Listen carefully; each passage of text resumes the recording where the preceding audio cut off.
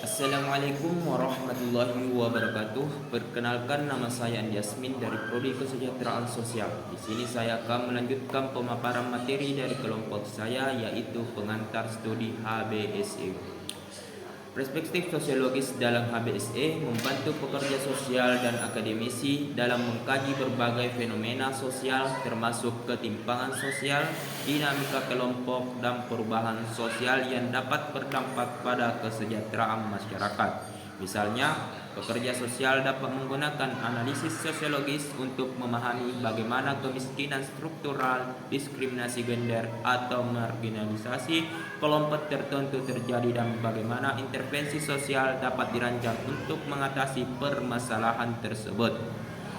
Dengan demikian, hubungan antara sosiologi dan HBSE memberikan wawasan yang lebih luas dalam memahami bagaimana individu berinteraksi dengan lingkungan sosial mereka dan bagaimana kebijakan sosial dapat dikembangkan untuk meningkatkan kesejahteraan masyarakat secara lebih adil dan inklusif.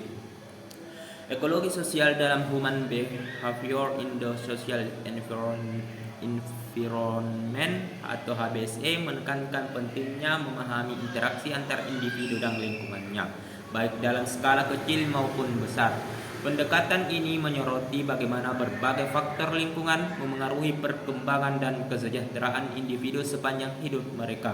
Konsep ekologi sosial dalam HBSE banyak dipengaruhi oleh teori ekologi perkembangan yang dikemukakan oleh Brenner 1979. Teori ini mengklasifikasikan lingkungan sosial individu ke dalam beberapa sistem yang saling berkaitan, yang membentuk pengalaman dan pola perilaku seseorang dalam kehidupan sehari-hari. Yang pertama, mikrosistem merupakan lingkungan yang memiliki pengaruh langsung terhadap individu. Misalnya, hubungan harmonis dalam keluarga dapat mendukung perkembangan emosional anak, sementara konflik keluarga yang berkepanjangan dapat meningkatkan risiko stres dan gangguan mental. Kedua, mesosistem adalah sistem yang menggambarkan hubungan berbagai lingkungan dalam mikrosistem yang saling berinteraksi dan memengaruhi individu. Misalnya, keterkaitan antara sekolah dan keluarga sangat penting dalam membentuk perkembangan akademik dan sosial seorang anak. Ketika terdapat komunikasi yang baik antara guru dan orang tua, anak cenderung mendapatkan dukungan yang lebih optimal dalam proses belajar mereka. Yang ketiga, ekosistem mencakup faktor-faktor eksternal yang tidak berinteraksi langsung dengan individu, tetapi tetap memiliki dampak terhadap kehidupannya.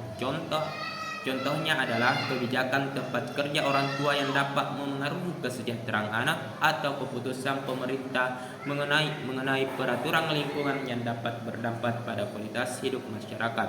Yang keempat, makrosistem mencakup elemen-elemen yang lebih luas seperti kebijakan sosial, norma budaya, nilai-nilai masyarakat, serta sistem ekonomi membentuk lingkungan kehidupan individu.